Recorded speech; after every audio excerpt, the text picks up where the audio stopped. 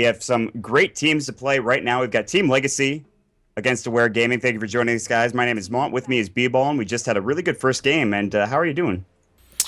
I'm doing pretty well. Again, shouts to American Dota, shouts to Raidcall, and of course the EMS for putting on this tournament. And keep in mind, the winner of every cup gets, I think, $500, and they get the chance to participate in some group stages. And if they manage to win, if they manage to qualify for the LAN finals in Poland, I think they get their flights paid for. So definitely shouts for the Raidcall EMS for putting on a good presence in the American region. But anyways, we'll get into the game. Aware Gaming, I think from the United States. Meanwhile, Team Legacy, it looks like they're from Brazil. Yeah, absolutely. Aware Gaming, they've been around for quite some time. I actually first started casting these guys way back in the RDTL, the Reddit Dota 2 Team League. A very small league, but of course they've refined the roster a little bit over the time. Team Legacy, once again, not really familiar with them. Of course, they are from Brazil. I always really enjoy the Brazil as well as just general South American Dota games. I mean, we've got, of course, Arctic from Peru. They're a really strong team. They're playing very well as well.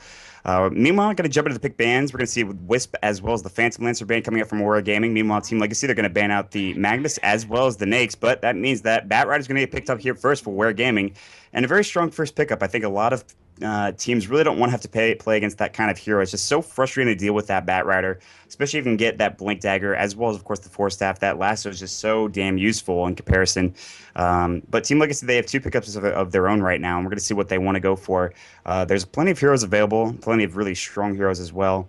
Something like an Nyx Assassin or Kotal, but those heroes I think are sort of not necessarily not picked anymore. But well, there you go. As I say that, Nyx Assassin and Shadow Demon going to get picked up, and that's probably going to be part of their tri lane I think at the start of this game. But that's a pretty good tri lane if you throw up that Nyx Assassin and Shadow Demon there. Meanwhile, Aware Gaming, they're going to get two pickups, but right now, I mean, you look at Shadow Demon and the Nyx Assassin. What do you think about the start of their lineup there? Of course, on Team Legacy's side. Well, I have to agree with you because I think this will be two of the components of the tri-lane.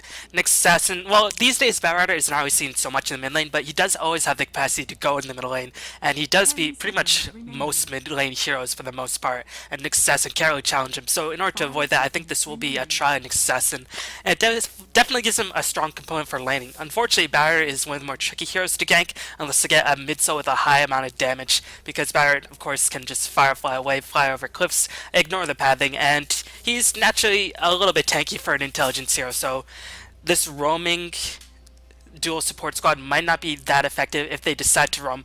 And really, with the Shadow Demon, I think it's optimal if you do decide to roam because he's just so damn good at ganking early on. But Aware Gaming, right now, they have a very versatile draft. Batrider is definitely one of the most versatile heroes in the game. It can be laned anywhere, even in the tri-lane. And we're going to see a Rubik being chosen up, so he will most certainly be played as support in Aware Gaming's tri-lane. So I'm really liking the versatility of Aware Gaming's draft thus far. Meanwhile, Team Legacy, not really as versatile, but definitely a strong backbone 10 lineup. Yeah, absolutely. I always like to see when teams sort of just don't pick up necessarily their components for the tri-lane with their first three picks. I like to see teams sort of just draft in a way where they're like, okay, they've got that. What do we need to pick up for ourselves? Let's get a mid, let's get a support, maybe even a carry. Let's make some, just keep it versatile, like you said. And I think Weird Gaming, of course, they got the Nature's Prophet as well. Definitely a good pickup for them. Could be an off-later, potentially. Could be really put anywhere, like you said. I mean, Batrider is also in one of those positions. You talked about how Batrider can be landed anywhere, even in the jungle to a certain extent. But Nature's Prophet, that could certainly be good if you can get some farm, get that early Midas up, like we talked about in the previous game. Orchid Malevolence, certainly a very strong item on him. I think one of the strongest at this point. A lot of American Dota players love going with Orchid Malevolence and as well as the Shadow Blade up on the Nature's Prophet. Make it really difficult for the opposing team to catch you and get some nice damage as well. And that being said, we've got 1 minute and 20 seconds left on reserve time for Team Legacy. Are they going to complete this tri-lane? Are they going to go for a mid-hero? Are they going to go for an off-laner? We'll have to see. They've got plenty of options available. There's still plenty of heroes left in the pool as there was only 4 bans with that first ban phase. But as soon as they pick that hero up, we're going to see some other bans coming out as well. And at this point, I don't know. It looks like I think they want to think about picking up their carry, but at the same time, that does leave them a little bit lacking into the next part of the draft because you can just ban out essentially everything else that they would want to pick up. So Yeah, they're we'll going have to to really see. have to decide because I think it's pretty necessary that they actually pick up the mid right now. Just because, again, the Aware Gang lineup's so very versatile. If they do decide to put bad mid lane, they will just protect him like very few other heroes. They could ban out Co-op Puck, heroes that could give Batrider a bit of an issue. So Team Legacy does have to prepare for that because if it is Batrider versus some other, maybe like a melee hero mid for whatever reason, then the Batrider will just have a really, really easy time. So Team Legacy, I think they're going to have to pick up the mid right about now. And of course, that does leave them limited in what they can do in the off lane unless they they decide to go aggressive for the tri-lane, which does give them a couple more options. But again, Aware Gaming draft is really, really nice. And yeah, they're going to see a mid-solo pick. Queen of Pain does beat most mid-solos in the game, but we've sort of seen decline in Queen of Pain just because once it's reached a certain point in the game, she can't really do that much unless she gets off to a really, really strong start. Burst damage does not scale as well, just as more heroes get more and more HP, get more and more items to deal with the burst, then Queen of Pain sort of fades out a little bit, which is why I haven't seen Queen of Pain so much. But if you just want an overall solid mid laner, which I think Team Legacy did want in this case, Queen of Pain is probably going to be your best bet. Yeah, I mean she's tried and true, and I definitely agree with you. She does kind of fall off a little bit later in the stage of the game. If she wants to have a good start, I think they need to do that roaming support with, of course, the next assassin, the Shadow Demon. There is plenty of kill potential there, even early on in the game. Even if it's up against Batrider, who does skill, say, Firefly first, I think there's potential for a pretty good gank on him, despite, of course, like you mentioned, his inherent tankiness. That being said, though, of course, we will have to see how the next part of the draft does come out here. They might not even send that Batrider mid. I think there's a good chance they will, but there's still plenty of other options available to them.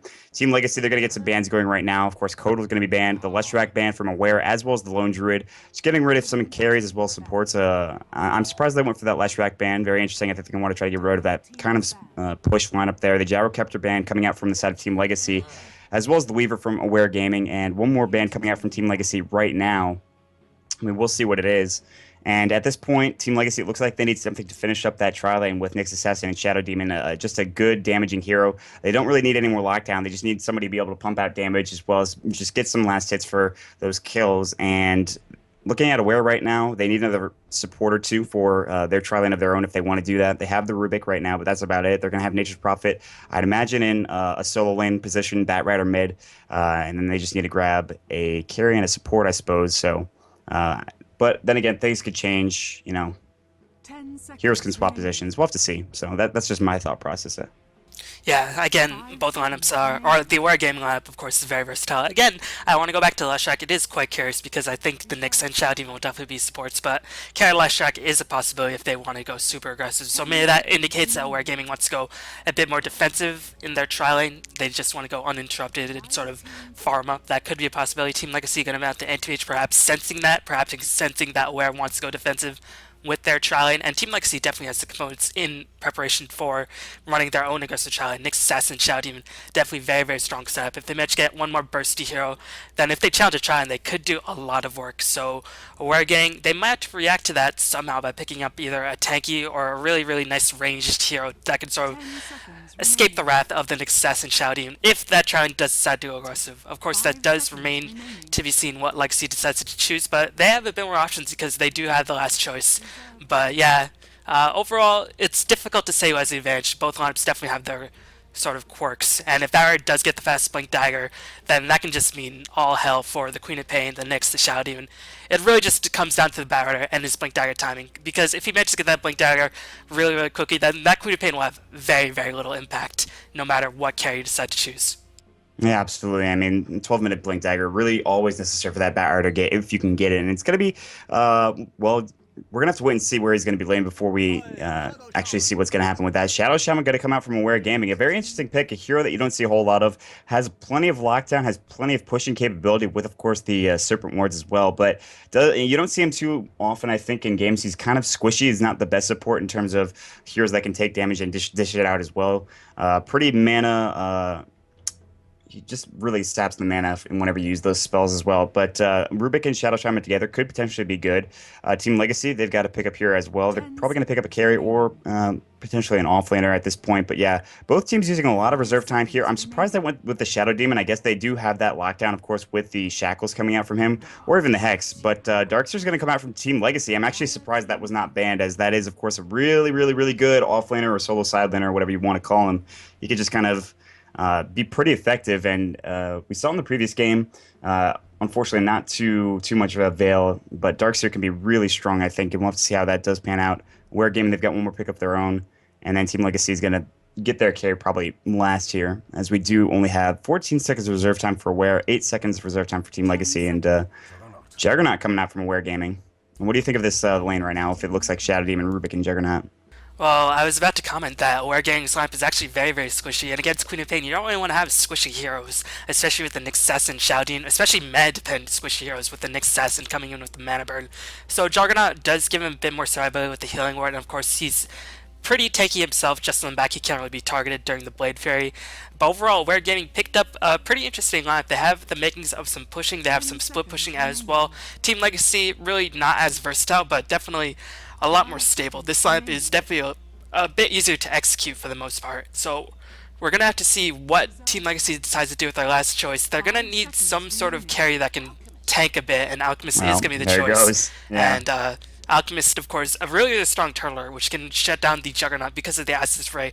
And if he manages to get his items going, it's just going to be incredibly difficult for a Wargaming to actually kill him, because where is the damage going to come from? I'm not too sure. And meanwhile, Team Legacy actually has a lot of damage on their own part, so Wargaming, they're going to have to win very early on, otherwise I think they're in for a world of hurt, as their lineup is squishy, and it doesn't scale nearly as well as Team Legacy's lineup. Yeah, absolutely. I mean, I think if you put up the Alchemist against the Juggernaut, I think the Alchemist probably does better if you can get his farm earlier on. I mean, he's got the Grievel's Greed. You get that early hand of Midas going in. He could potentially just kind of ball out of control with his items. We'll see if that does happen, though. As we're going to jump into the game real quick, thank you for joining us here. This is going to be the round of 16. And now, jumping into the game, on the side of Aware Gaming, on the Dire side, we're going to see Eternal Discord on the Juggernaut. Cruel Dodo will be on the Nature's Prophet. Oathkeeper will be on the Bat Rider, Semite will be on the Shadow Shaman, and finally, Robot will be on the Rubik to finish it all off. They want to look like they are drawing a line. They want to maybe make sure that that pole camp does not get blocked. Do some 5-man aggression up in the top lane. Meanwhile, on the side of Legacy, we have not on the Darkseer. We've got Blackstone, who will be on the Queen of Pain. Heading bottom of this tri-lane is going to be Joe. On the Alchemist, we're going to see Insanity on the Nyx Assassin. And RD will be on the Shadow Demon, but they're going to go for a defensive tri-lane down bottom here rather than for an offensive one. So it looks like teams are just going to try to choose and farm here, and that makes sense. So they're not going to be able to look for a whole lot of aggression here in the top lane, as there is only the Darkseer, who's probably not going to get caught out of position. He is playing a little bit up right now at this point, and he's going to get spotted out too. He can skill Surge level 1, but I think they realize he's just going to back off, and he's not going to push any further into that. So looking at the lanes right now, if we see the defensive tri-lane, excuse me, down in the bottom lane for the side of Legacy, looks like they're going to send Cruel down there, perhaps. I'm not 100% sure, but it looks like it is going to be a defensive tri-lane up in the top lane. And Legacy calling for a pause real quick, and they're just getting everything set up right now. But defensive tri-lane versus defensive tri-lane in both top and bottom lanes right now. Who has the better tri-lane here? Who's going to get better farm, and who's going to really accelerate with their farm if they can get the free farm that they're looking for? Oh, without a doubt, it's got to be the Alchemist, because if he manages to go for a very greedy build, he can definitely make the other side of AWG just really pay for their sort of passive nature. Of course, if this tri-lane manages to get going on the side of the Dire, then they can push down towers very, very quickly. But right now, it's pretty difficult to say who's going to go actually mid for the most part. Barrett is saving up a lot of gold, but Nature's Prophet actually saving up a lot of gold as well. One thing that could be an issue for the side of Legacy is that the Darkseer, even if there is sort of a roamer coming in, can be killed very, very easily. So he's going to be forced in jungle very early on, just because the Juggernaut just does immense amount of damage. And usually you don't really fear a Rubik in a Trine that much. Shadow Shaman, of course, is a different story, and especially combined with the Juggernaut, Darkseer will have to immediately go into the jungle. You really can't hope to contest that, especially since he was sort of warded away from placing his own wards to discover the enemy's positioning. But I mean, this Alchemist will just get uninterrupted free farm, and there's Smoker to see on the side of the Rain. I have not... No, there's Smoker to see on the side of Dire, so we're going to have to see who gets the ganks going, and we're going to have to see who can dictate the flow of the game, and the onus is really on the Dire. If they can't get that early push going, then the Alchemist being on the other side of the map, it'll just take so long for the supports to actually transition to that side that, I mean, Alchemist can just easily react to whatever the supports throw at them, especially slow, squishy supports like the Rubik and the Shadow Shaman. So the onus is on the Dire, but they definitely have a lineup that can make stuff happen. Absolutely. I mean, they do have a lot of team fighting abilities in terms of, and just damage in general coming out from the supports. They've got a lot of damaging supports as well. I think they were kind of expecting potentially a tri-lane versus tri-lane up at the top lane, which is, I think, why they kind of got pushed into this lineup here. But the Juggernaut's certainly not that bad of a pickup for them. I think right now, I think they get that Blade Fury and they get him some levels, get him some farm. He can deal a decent amount of damage and roam through and get some Omni Slash kills as well. On top of that, the Alchemist is just going to be sitting down here bottom lane farming, getting that Grievous Gold, and of course going for that greedy build like you said. But we'll see if he can pick up that Hand of Midas, even if he wants to go for the Hand of Midas. And Darkseer, like you said, I mean, if he gets called out of position, he's going to die. I mean, like if there is any potential chance for him to go down, he will. I think if they play their cards right here with the Rubik and Semite on that Shadow Shaman, if they can get the stun lock going, or I guess just the disables, they'll be able to get that kill in conjunction with the Blade Fury. Of course, Juggernaut, he'll be dealing a lot of damage with that Blade Fury. So we'll see if this Darkseer decides to just abort this immediately, which I think he should at this point if he realizes what's going to be happening here in this lane. They need to throw a ward, I think, the Dire dude. Throw a ward there, kind of just spot out where he is, where he's sitting, if anyone else is going to rotate through. And meanwhile, yeah, like you said, both mids, well, both heroes in mid right now. Yeah, it's a bit tricky Either to one of call them can go because mid. yeah, Barrett could potentially go offlane and then go into the jungle. Nature's Prophet, I think, will probably end up in jungle since he did pick up one clarity, and I think Queen of Pain does beat Nature's Prophet more handily than Queen of Pain beats Barrett. But she Hmm. does have a pretty good time for the most part against both these heroes. But yeah, just pointing out again, like you mentioned, the wards. There are no wards up on the lane because the Darkseer were holding on to the wards, and Darkseer can't really get into position to place the ward. So that could be, a slight concern.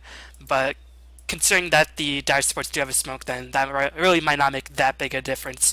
But something else I forgot to mention is that the Shadow Shaman is definitely the most experienced dependent support in the game by far. If he doesn't manage to get those levels going, he will be just food for this Darkseer, for this Queen of Pain, and for the Nyx once they manage to get their levels going. So I think the Shadow Shaman will just pull a lot. Rubik, of course, needs experience as well. Meanwhile, the Radiant Sports need experience, but I think they can get it a lot more easily as they can roam a bit more effectively. They can pull, they can sort of gank, and Alchemists can just farm so much more quickly that, I mean, they definitely need experience, but not in comparison to something like a Shadow Shaman or Rubik. So the Dire supports, I think, will be quite starved in terms of experience, and I'm not really too sure how they can sort of keep up with that, because one of the good things about Shadow Shaman is that I can get his push going early on, but with the Rubik sort of stealing some of his experience, I'm a little bit concerned on how fast they can actually push. And I think that's one of the reasons why you don't see Shadow Shaman a whole lot is because, like you said, he's very experience dependent. I mean, all of his spells are really, really fantastic in terms of just locking down and dealing damage. And Serpent Ward's, of course, level 6, once you can get that up, that'll be really nice to have. Not's going to throw up the ward here on the eye as he doesn't really have any place to go. He can't really like roam outside of his lane. If he goes even close to that top jungle, he'll die. And I think that was kind of a little bit of a mistake coming in from the side of Team Legacy, giving him, I think, only the only set of wards in the game. But early smoke coming out from the side of Legacy right now. They want to go right on top of Oathkeeper, but you can see here as well, Semite's ready for this. He's ready to jump in at any moment. And Cruel is not too far behind him as well. So I think they see this coming right now. Legacy going to get revealed. There's the disruption going on mid right now. There's not a Scream of Pain, only, of course, the Shadow Strike coming out. Oathkeeper is going to take that damage. He's going to use that sticky napalm. Oathkeeper in some trouble. He might go down. Yes, he will. Level 1 is going to go for, first blood going for Blackstone. And that's the exact person that you want to get it to as well. That mid hero getting some nice farm early on. That is an immediate bottle roaming out through that mechanism courier. And that is a great pickup. And we talked about roaming a whole lot from these two heroes, and they did it expertly. I mean, they got that kill, and now they're just ready to go again, it looks like. And that's going to provide them half a level. And actually, I'm not really sure what they're doing. It looks like they want to roam up top. I'm not 100% sure, but Alchemist is alone, essentially. He's not against anybody down here in this bottom lane. He does have a point in Grievel's Greed. He's already level 2, got 4 CS at this point. Of course, Dire side, Cruel's going to be in the jungle. Robot smoke ganking through, of course, Semite. He's here as well. They don't have any wards on the Radiant side to really catch out Semite until he walks right into where he is right now, essentially, and they will spot him out for sure. So Semite just checking the runes real quick, and now they're going to roam through, and it's like Tri-Lane versus Tri-Lane mid in an interesting fashion, I gotta say. This is very strange. I did not expect to see this. Yeah, definitely. It's definitely something you don't see too often, but this just shows the importance of each of these mid-heroes. If Barrett does manage to get a fast blink dagger, which is going to be severely dampened because he died in that first one engage as Queen of Pain got initiate, but that was just a little bit of a bait. Queen of Pain does have that level 1 blink, will be able to escape as Rubik trying to get in position, does manage to get telekinesis. Blink is cooling down rapidly, but disruption is going to be cast on the Rubik. Barrett are going to fly overhead, does manage to get his fourth stack going, taking a lot of edge. Queen of Pain blink will be back up relatively soon. Queen of Pain will be able to escape, so that is going to be very unfortunate for the Dire. And Barrett, he's going to have a lot of trouble in this lane just because Queen of Pain managed to get those early levels, got that fast ball, and Barrett went for a very greedy build, saved up 400 extra gold, and had to buy a TP so early on, so that's going to severely hurt him.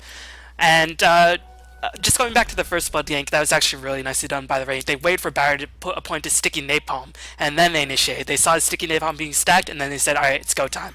So Yeah, and really, really smart recognition by the Raid supports. I And think that was the mistake from Oathkeeper is not going for Firefly early on because he thought he had sort of this free time essentially where they were going to go back bottom and he wasn't really going to be bothered. But and I think until you see those supports on the map, that's really I think when you should start skilling your first abilities when you know like you got to make sure you're very aware of that level 1 gank in the mid lane, and I think that he wasn't really prepared for it, and yet the sticky napalm and the greedy nature of his build made it so he was very easily taken down.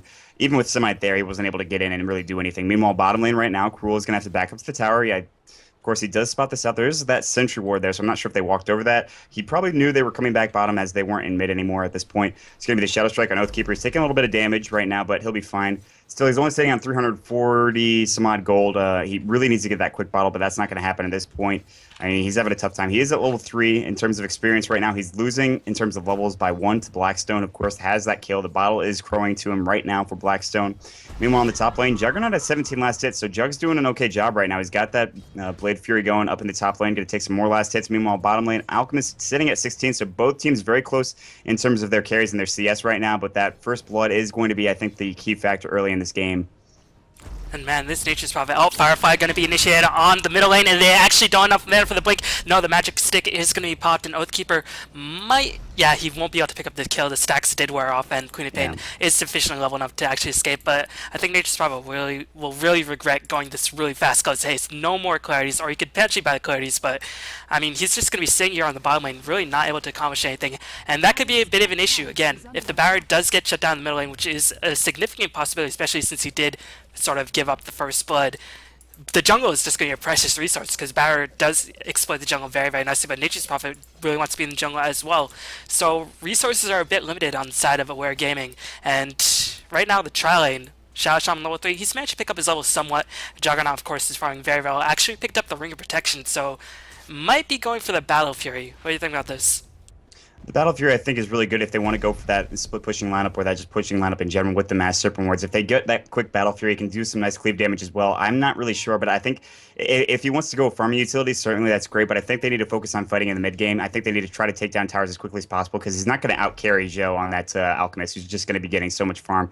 Zhou, speaking of that, he's got his Hand of Midas recipe, and he's going to have his Gloves of Haste relatively soon as well. So that Midas plus Greevil's Greed is going to be a lot of GPM for that Alchemist. I think Eternal Discord is the right idea, but he is level 6 right now. He can potentially go for an Omni Slash. It looks like he wants to, but that creep wave is going to come in, so that will deter him. Discord, excuse me. There's the Shackles going in, the Blade Fury going as well. Now he can just use his Omni Slash if he needs to, but he doesn't even need to right now as the TP rotation comes through and Cruel Dota picks up that kill. So, like you said, I mean, the potential for the kill is there with that Shackles, and with those Shackles leveled up and the Blade Fury, I mean, you saw how quickly that he went down, but now mid lane right now, AWZ was used as Disruption's going to go out. There's going to be the Soul Catcher as well. Impale, Oathkeeper in a lot of trouble. He tried to Firefly away, not enough time though. He is going to go down. Blackstone taking another kill. Meanwhile, top lane, they will take that tower down in 5 minutes in the game, so that is a nice little trade there for them. They do lose that kill in the Bat Rider. He's going to have a really tough time. He's not even has his boots yet. He's not even really that close in terms of anything. He really needs that Blink Dagger, but that's not going to happen for quite some time, probably at 20 minutes, maybe even at the very least.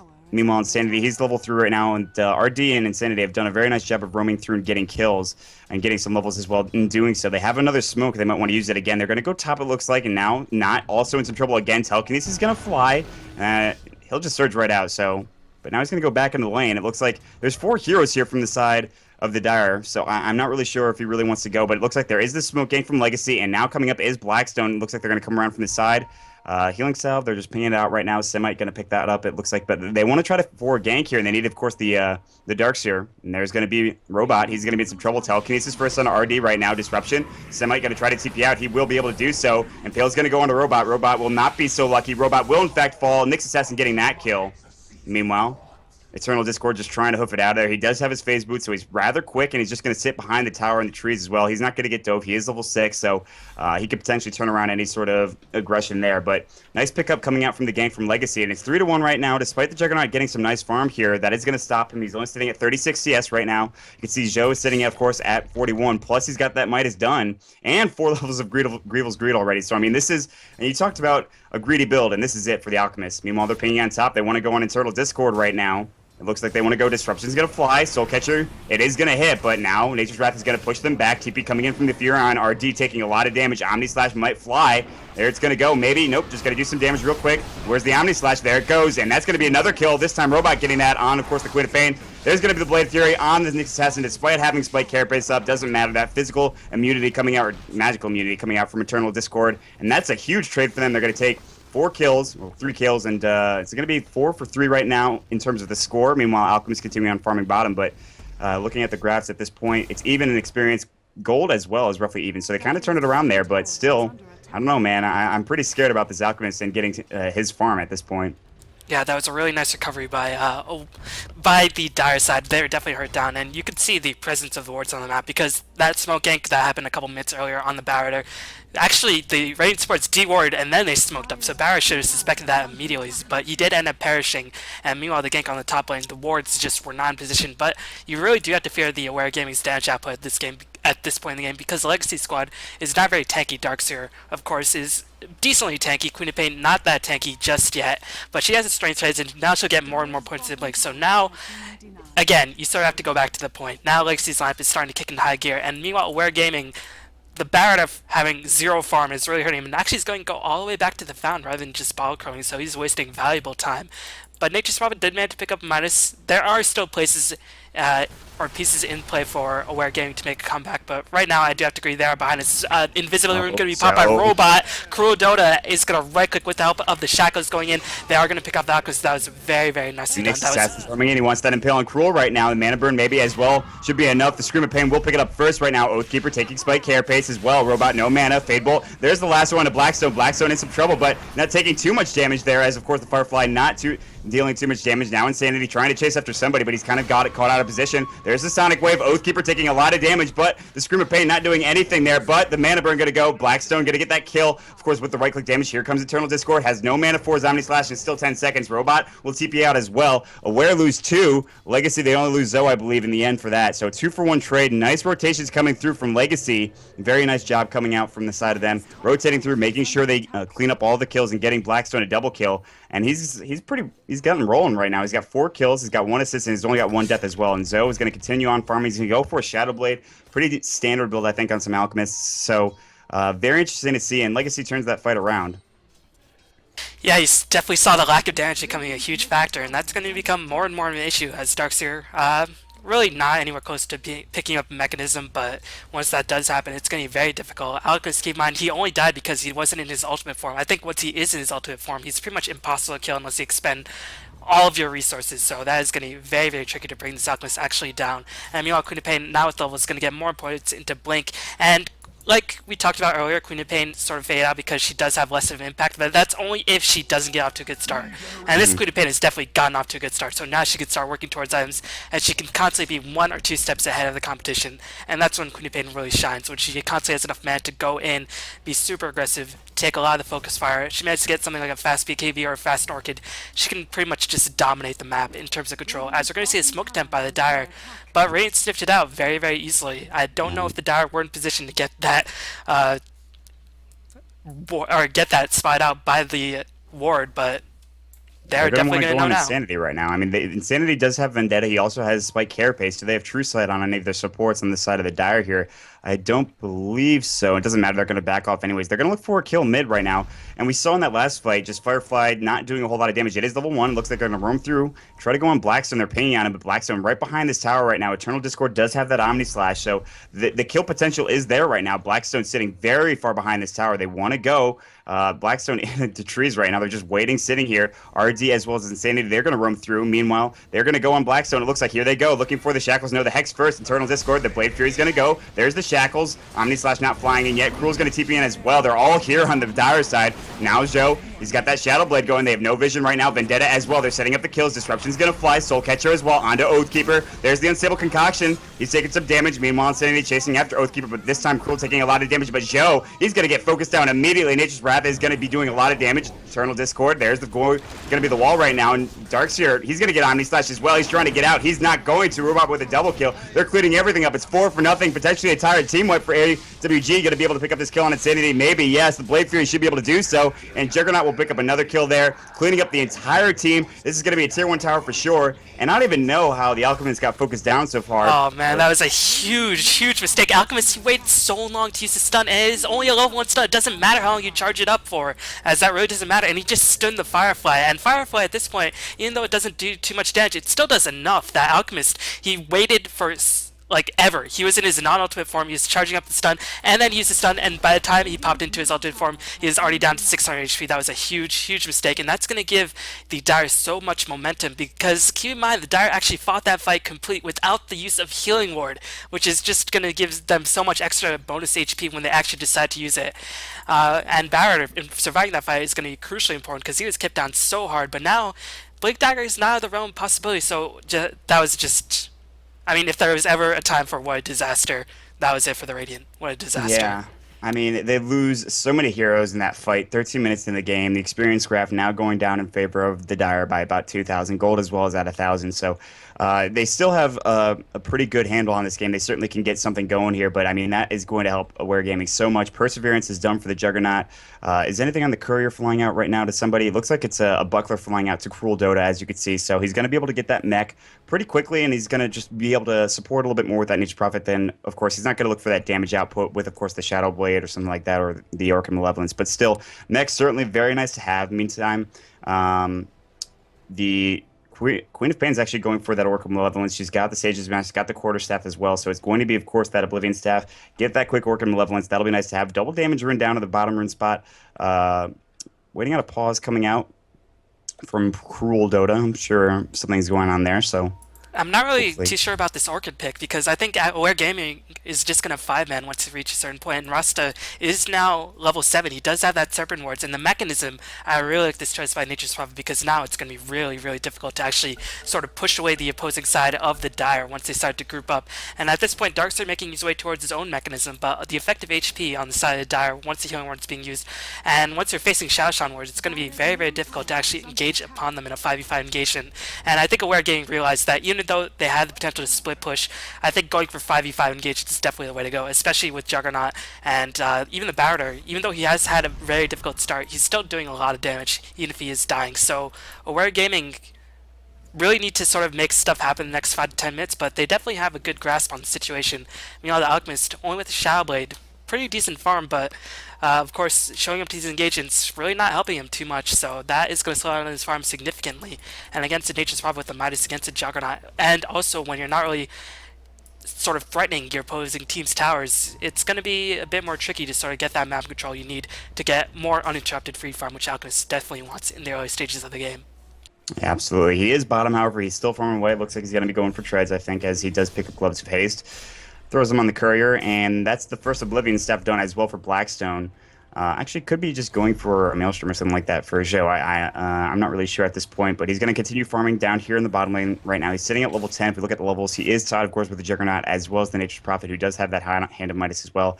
And that mech is very close to being done. He's got the Ring of Regen, and of course, the headdress recipe just needs the recipe itself, I believe, as of course, the Buckler is done on that Courier. It has the recipe of the Chainmail as well. So very close to the mech for Cruel, and that's really necessary. He will pick up that mech recipe right now, and they're ready to go. They're ready to 5-man push. You talked about how level 7 is up for the Shadow Shaman. He has the Serpent Wards available. Bottom lane is going to get pushed in here a little bit from Insanity as well as Zhou. They're going to try to force some TPs coming out from the Dire side here, and it looks like Cruel will TP in right now, as well as another, and they're going to look for a kill here on Insanity. He does have Vendetta away, and they're just going to run immediately away from this fight. They don't want to try to fight too much here. They just want to try to split push, make it so they can get some more room for their other heroes, like, of course, the Queen of Pain up in the top lane, the Darkseer as well. Meanwhile, one thing that is a bit concerning for the Dire is even though they definitely have the pieces in play to sort of make stuff happen, they don't have any ward coverage, and the Raiden's really just been doing a remarkable job getting wards on the map, de-warding as much as possible, and that's going to be instrumental for the next assassin looking for ganks like he is doing right about now. But I guess AEWG just doesn't care because they know they're going to 5-man up eventually, and right now they're just playing super conservatively, but that's going to pay Nature's Prophet. Going to take a lot of damage. As well, and Nyx Assassin easily picking up that kill, of course, with the mana burn there with the help of Zhou. Cruel Dota getting caught out a little bit. Ooh, not on the top lane, trying to escape, but Omnislash does have a mini stun. He is gonna use it, gonna kill off the Darkseer. Darkseer took a little bit too much damage from the Blade Fury, surged away, actually surged into the trees, and Juggernaut was just easily able to chase him down. I'm not too sure why Darkseer just didn't run towards the creeps, as I think it would have been able to survive, as the TP on the bottom lane gonna get cancelled, and suddenly, Dire going to be forced to defend, so good job by the squad of the Dire forcing some rotations, but Alchemist might be in a little bit of trouble very, very soon.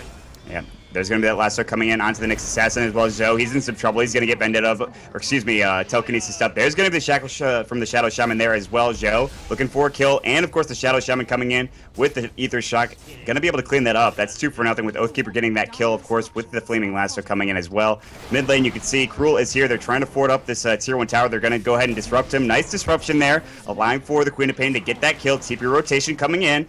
Now there's going to be, of course, the Shadow Demon. He's in some trouble. The Serpent Ward is going to go down. There's the Sonic Wave. Cruel in some trouble as well as Summon. They're going to try to hide behind the trees. Excuse me. Shadow Demon going to go down, but he's going to get the kill, of course, on the Nature's Prophet in return.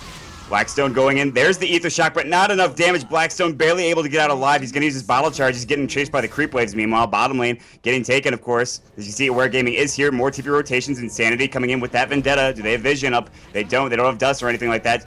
Firefly not in some trouble. Lasso not available. Robot going to take some more damage. Of course, Impale is going to go. There's the Spike Carapace. More TP rotations. Aware need to get out right now. Internal Discord. He has no TP. Unstable Concoction just needs to fly. And there it goes. Eternal in some trouble right now. Stun Duration is going to fly. Chain the stun with the Impale. Eternal Discord is going to go down. Double kill for the next assassin, and they clean it up. So they lose 3 or 4 heroes. A couple of them in the mid lane. A couple down in that bottom lane, and Legacy turn it around a little bit, and they give themselves some more farm and some more room to farm as well. And Zoe does have his treads finished up and setting at 1,500 gold as well.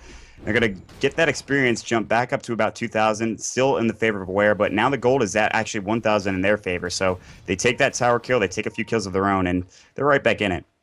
Yeah, that was actually really chaotic, as the middle lane engaging Nature's Prophet did not pop his mechanism. I don't know if he had enough mana, but the mechanism was definitely off of cooldown, so he might have been able to save the lives of him and the Shadow Shaman. And of course, every second that the Dire are not pushing, not forcing engagements, I think the Rain definitely benefit a lot more from that, because even though Barrett did manage to pick up his dagger, Queen of Pain's getting close to that Orchid, which I was disagreeing but I mean, in terms of burst down in support, there's very few items like an Orchid that can really accomplish that much.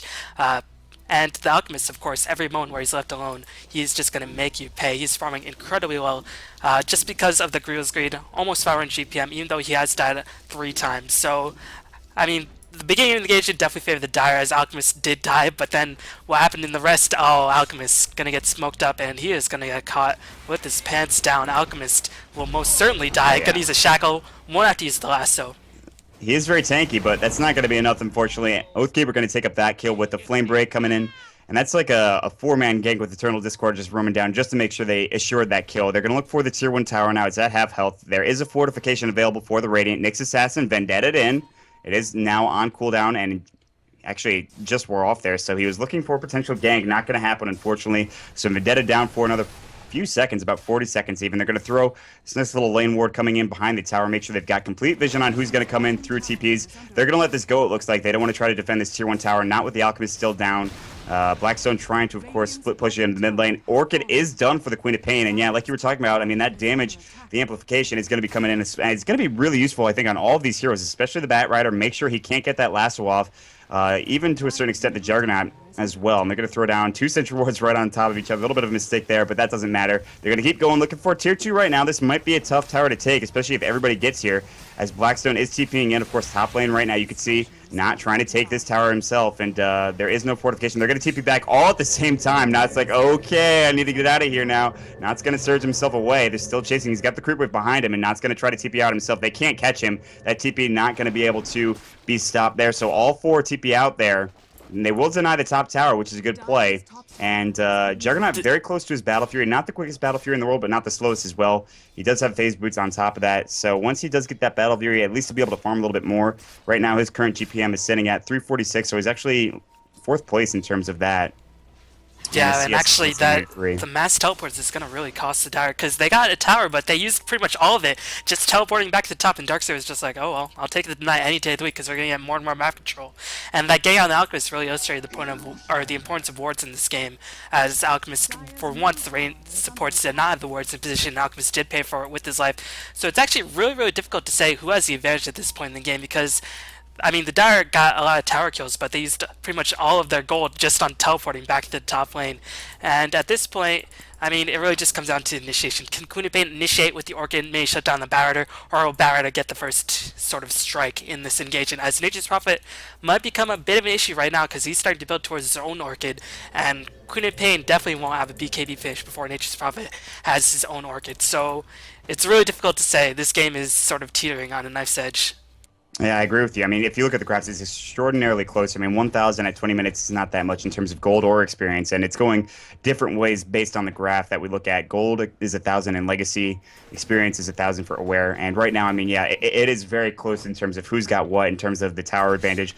And you talk about the Radiance wards, but meanwhile, Insanity just going to Vendetta out of mid as he does see it coming. There's going to be, of course, that Dust going a little bit early, just trying to make sure that there's nobody around going to initiate on them. But yeah, you made a really good point earlier on talking about the Radiant's control of the vision, and they have it once again. I mean, they counter warded the Roche Pit again. They throw up another Observer ward. There is, of course, some Dire Vision, but it's a little bit more defensive than offensive. As you can see, there's no Dire Vision really across the map except for this lane ward down bottom. Blink, Lasso from Oathkeeper onto Blackstone right now. Blackstone definitely in some trouble. He's hexed up and going to go down to that Juggernaut. Now they're going to look for more. Cruel going to sprout not. He's going to surge out as well as Vacuum, just get rid of those trees. Meanwhile, Insanity getting chased after. He has spiked Carapace, so he should be able to get out of there, but of course, Nice and Pale going to come through, but the Omni Slash first and double kill going for Eternal Discord. Nice job getting that Omni Slash just in time as he sees that cast animation go. Now they're going to try to take this tower. Serpent Ward should be up, and I think they'll probably either use it to go for the tower or just use it to maybe even initiate another fight. RD has to get back a little bit, and meanwhile giving more time to farm down bottom. There's the Serpent Wards coming in, and 2 down, and this should be a free tier 2 coming out for the side of Aware. Very nice jump from the Bat Rider. Yeah, and that's definitely illustrating the point why Barretter is probably the best initiator in the game, and definitely why he's sort of probably the most banned hero in Dota at the moment, and he has been for the past couple months. He just initiated beautifully. Queen of Pain really never stood a chance, and Queen of Pain spent all her gold, so she was dead for 50 seconds, and again, Queen of Pain, even though she had a really tremendous early game, we're starting to see that Queen of Pain syndrome kick in, because now it seems like she's really not accomplishing as much. Of course, really not to too much fault of her own, but just sort of the game plan that the Dire are doing. Right now, they know the best way to do or to deal with Radiant is just a 5-man, because the Radiant don't really have that strong with split push. But now it could be a bit of an issue for the Dire. They're fighting without 2 ultimates. Barretter Alasso is actually back online, but they're fighting without the Omni Slash and Serpent Wards. And here comes a vacuum wall. A little early, but it does catch 2 right now. Semite gonna get mech'd up from, of course, that Nature's Prophet, and they don't want to have to go uphill here on this these staircases. But now Legacy wants to go in and try to take this Roche on their own. They're looking for a fight here, and I mean, there's a whole lot of. I mean, now that the wall is gone, though. I don't really know if Legacy can really like fight this. If the wall's gone, that's a lot of your damage. Even with Sonic Wave from the Queen of Pain, and you talked about it. I mean, she's starting to get that get to the point where she's going to start falling off, whereas other mids might be in a little bit of a better position here. And Blackstone does have the Orchid Malevolence going for that BKB, but really not a whole lot in terms of damage, other than of course her spells essentially. Eternal Discord has Omni Slash in 36 seconds. I think they might want to wait for that to fight. Mass Serpent Wards are still down as well. Lasso is available now. He does have his Force, by the way, so he can blink Force back, and well, this is going to be interesting. And pauses are going, but now we will resume the game, and more wards coming out from the Shadow Demon as he's going to continue to counter ward the Roche Pit. Make sure they have complete vision here, but of course there is this Dire ward. Oh, Rubik blinks with the Queen of Pain, was trying to spot the Shadow Demon, but Shadow Demon luckily able to escape. But this is, I mean, I think the Rangers should have really engaged, because even though they did have the wall down, I mean, they were fighting without the Wrath of Nature being up. Of course, they might not have realized that, but Omni Slash, they should have definitely known. But now Omni Slash will be back online, and Rain are going to fight into the whole mess of the Dire squad. And Dire, with being on the Dire side, do have that natural Roshan control, and Radiant gonna actually re-engage. I'm not too sure how this will go. Yeah, this is not maybe the best idea coming out from the Radiant right now. Sprout coming from Cruel. That's just gonna take time. Now they will pick up. Oh, nice uses of the ward coming. Not, but Disruption's going in as well. There's gonna be the Sonic Wave going in. Oh, it missed everybody! The Sonic Wave missed everybody, but Alchemist at the Iron Show just doing so much work. Now RD trying to get out. Oathkeeper's going to take that kill. Double kill for Zhou right now. 2 down on the side of the Dire, 1 down on the side of the Radiant. Zhou trying to get out. He doesn't have his Chemical Rage. There it goes. Now he picks it up. Oathkeeper in some trouble. Needs to use that Force Staff. Use your Force Staff. He will get on that low ground. Nice job. But of course that Blink should be available coming up from Blackstone. But the Unstable Concoction, long range, Insanity looking for the Impale and the Mana Burn. Gonna be enough damage coming out despite a nice play coming out from the Batrider. But yeah, the Sonic Wave not necessarily the best, but it turns out to be enough as Aware Gaming will go down 3-for-1 trade. Eternal Discord, he'll pick up, of course, that Aegis of the Immortal, and everything was actually used there from Aware Gaming, but it just wasn't enough to chew through the tankiness, so I guess not just the HP of the Radiant side. That was kind of a bit of a... That was messy, to say the least. Sonic Wave missed everything, but the Rain still won, and a lot of the blame has to go to the Juggernaut. He did not use the Healing Ward. I mean, I saw him use the Healing Ward. It was at 50-second cooldown when he used it like 10 seconds after the battle ended. So no Healing Ward, no Serpent Wards were used, but the fight was Sprout, so they couldn't really do too much. But the Juggernaut could not contribute too much in that fight. Once he's on his side, he just ran around saying, "What do I do? What do I do?" And really couldn't do too much. And this is a bit worrying because the Dire had all of their ultimates online. They used all of them. They only got 1 kill, and Alchemist only has a Shadow Blade and a Midas. He's going to get more and more powerful as this game goes on. And of course, they could say the same for the Nature's Prophet as well, but Darkseid is going to become more and more effective. So again, it's sort of reaching that point where who really has the advantage? And I think the Dire should have the advantage if they can just manage to get all their spells off. In some of these engages, they're lacking, or they're not using their mechanism. Some of these engages are not using the Healing Ward.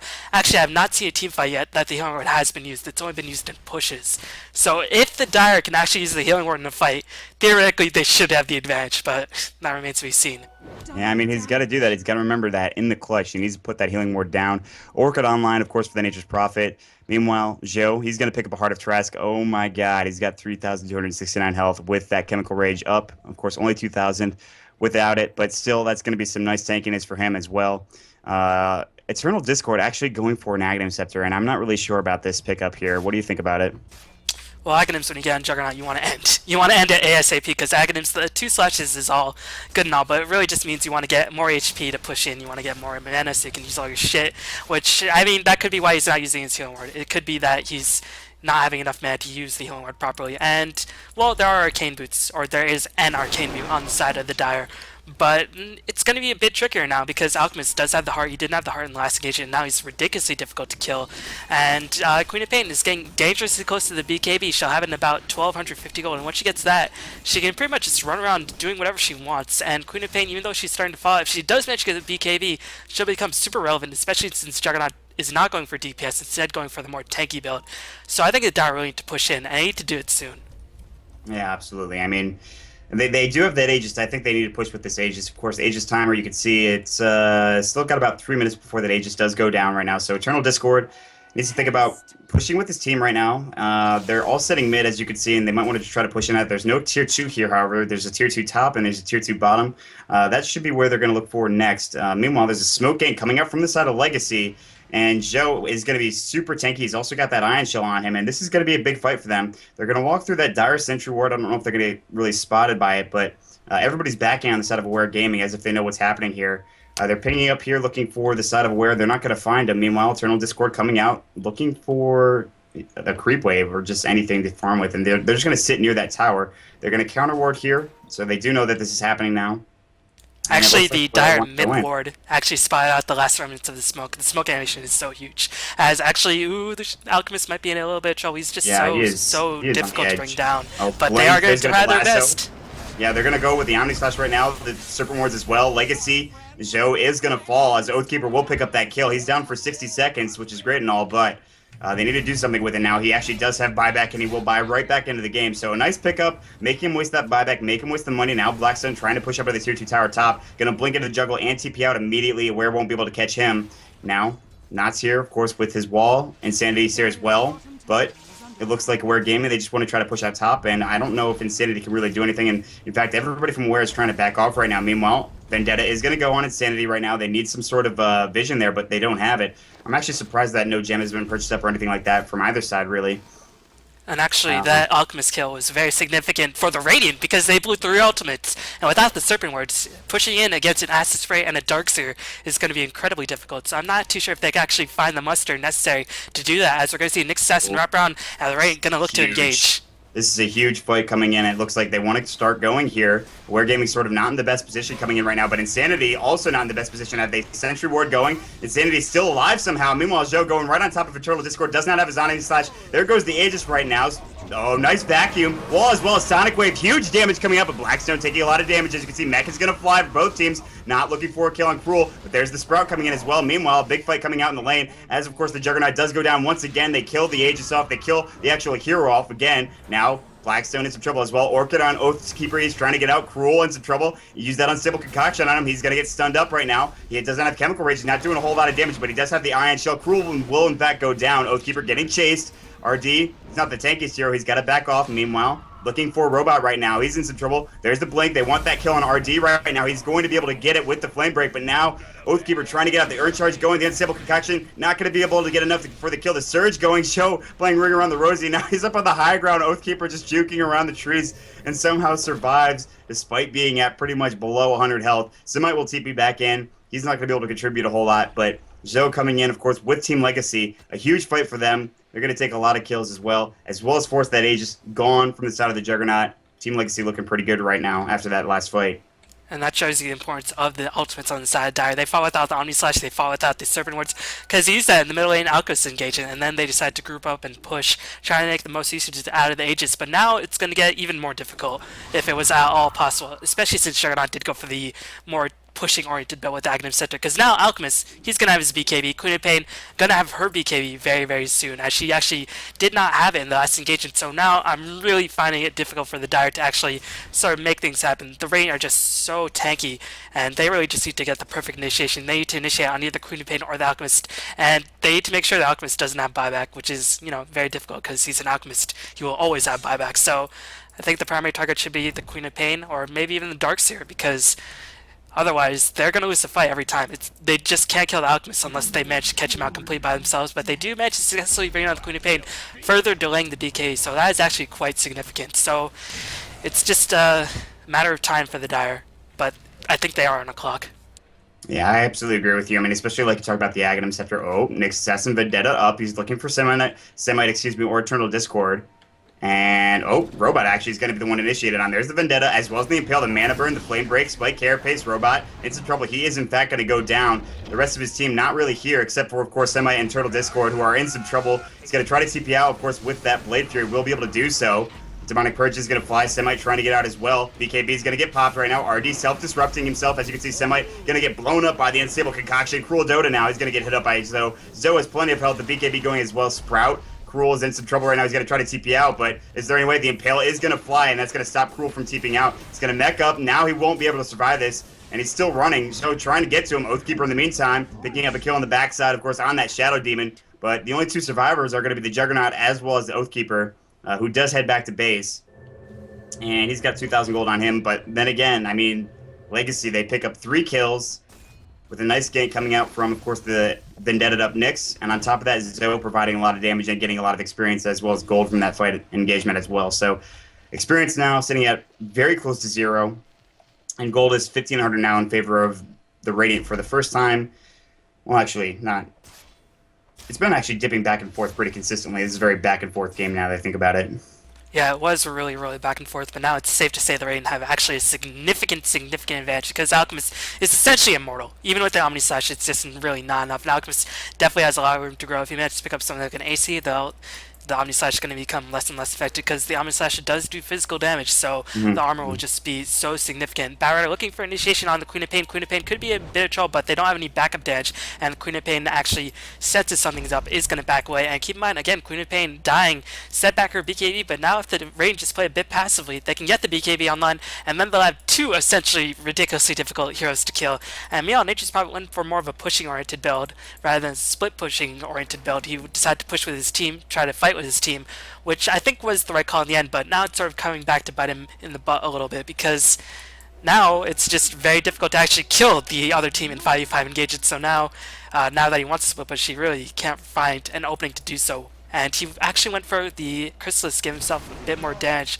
but I think a Hex would have probably been a better option. But still, I'm not really too sure how much that actually would have done. And the Roshan is going to respawn very, very soon. Randomly definitely have an advantage because they are fighting with the Darkslayer and they're fighting with an Alchemist BKB. Queen of Pain Still about 420 gold short of her own BKB, but once she gets that, she will be extraordinarily difficult to kill as well. And absolutely. And by the way, that Darkseer wall, even though it's on a level 2 wall, it's got an Aghanim Scepter, so that increasing damage is going to be coming for that wall of replica, and that is scary. I mean, that's a lot of damage, even for level 2 wall. If he can ever get level 16, which he should, with a couple more team fights or with some more just farming, he'll be fine. But meanwhile, Semite now definitely in some trouble, going to get caught out by a nice gank coming out from the side of Legacy. They had the entire Roshan pick control with map vision, of course, with the wards down as well, and they were able to just go find a hero, pick him off. Now they can take Roche a little bit more easily, it looks like. Flamebreak's going to fly, not going to spot anybody out or anything like that, but Roche is now getting taken by Legacy. I don't think there's any way they can really defend this, even with the Juggernaut available, even with, of course, Oathkeeper available, but he's going to Firefly up here on the high ground right now. They can see him, I think, pretty clear as day. And the Shadow Poison does scout him out Bambo right it now. up, looking for that Roshan steal. This is going to be a difficult steal. Meanwhile, RD actually in some trouble right now. Oathkeeper going to chase after him instead of going for that Aegis. Alchemist will pick it up. Oh, nice vacuum onto the low ground. Robot is going to go down because of it. And now another unstable concoction, but this time it's just going to hit Joe in the face. But that's not too much damage considering he's got a Heart of Trask. He's got 2,000 health without Chemical Rage, by the way, because of his Power Treads, because of his BKB and the Heart of Trask altogether. He's got 3,700 health with that Chemical Rage pop. They're going to look for a Tier 2 tower right now. And this is a tough defense, especially without the Rubik. I mean, you can see the Initial Prophet trying to split push top now. Definitely a good idea, but they need to try to get back there, TP back home, defend that base, and they will send one person back. There is a fortification available. They're all going to go now. There's going to be the Vendetta. Dagon's up. Dagon level 1 for that next Assassin. Looking for that Vendetta initiation. Is going to hit it. The Impale just barely hitting on, of course, that Furion. There goes the Silence as well with an Organ Malevolence. Silence in the meantime on Insanity. He actually might take down from that Soul Burn. Nope, he will survive, so he'll be fine. Nice pickup on that Niche Prophet. Nice TPs coming in from just those two heroes. And now it's definitely looking very good for Legacy. With that Aegis, they can just push whenever they feel comfortable, as long as they still have that Aegis up on Joe. He has so much health. He's got not necessarily the most amount of damage in the world, but it doesn't matter. BKB's got to be done for Blackstone. Yes, it is. Sitting on 1,300 gold as well on top of that. And it's Legacy's game to lose, I think, at this point. Yeah, no doubt about that, as you can sort of see the night and day difference with Nature's Survival with the Shadowblade and without it, as Barry just trying to clear up as much jungle as possible, delay Legacy's farm, but I think Legacy, they might find it wise to just push in, because there is still potential in the Aware Gaming's lamp to still do a lot of work in the late game, especially since Nature's Prophet is going to do more and more damage as this game goes on. But yeah, without the Shadowblade, it's a lot more dangerous for the Nature's Prophet to actually split push, and he definitely paid for it with his life in that engagement. And beyond Legacy, just looking to get a bit more map control on their side. Semi is very not important at this point in the game, really just due to the faulty nature of his hero. Once you start reaching the stage, if you don't have a Blink or a BKB, you don't really do that much in these engagements. And meanwhile, Rubik unable to pick up anything like a Blink Dagger or a Force Staff, but honestly, what ultimate could he steal? Maybe the wall would probably be the best choice, but even with that, it's just going to be next to impossible that this Alchemist can be brought down twice, and it's going to be even hard to bring him down once. I don't even see a way for him to be brought down once. I mean, he's just like, that is like the amount of bars that you see above his head. It's ridiculous. It's just like, that is a lot of health that he's got on him. And you went back talking about Cruel and just what he's got in terms of not having that Shadow Blade. It's almost like he's trying to decide between two different builds. Like going for that mech is a really good idea if you're going to be pushing as a team 5-man Dota like you talked about. But then you go for an Orchid, and then you also go for the Chrysalis. He wants to be able to have some damage as well. It just like sort of he couldn't make up his mind, I feel like, in terms of his items choice. But well, the AC is finished on the Alchemist, and he still has enough money for buyback, as they're going to pop a smoke in full vision of the creeps. I think the after vision effects of the smoke were seen, but the Dire really honestly can't fight this, and they're doing a smart play. They're going to try to stall the game as long as possible, and again, their late game is not that terrible. Juggernaut still has a lot of room to grow. I like that he's going for the Desolator. I was a bit concerned he might go for BK, but Desolator is definitely the right call, as Juggernaut could be in a little bit of a bad situation, but he is surrounded by his teammates, so he should be just fine. But meanwhile, it looks like it's going to be a base trade, and you've got to favor Insanity. You need to get out of here. Actually, they're just going to TP back home right now. Nice and Pale going to spend some time, of course, making him waste his TP, or waste him TP time.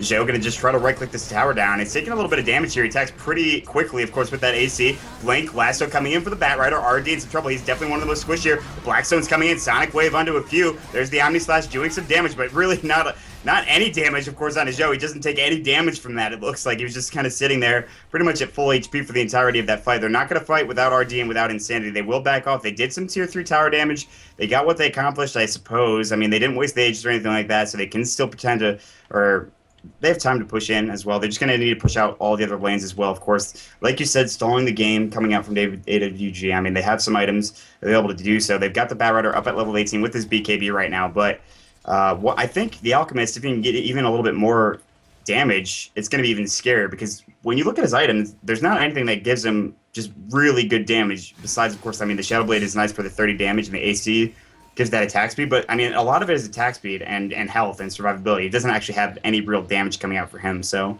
I do want to see what he wants to go for next in terms of his damage output.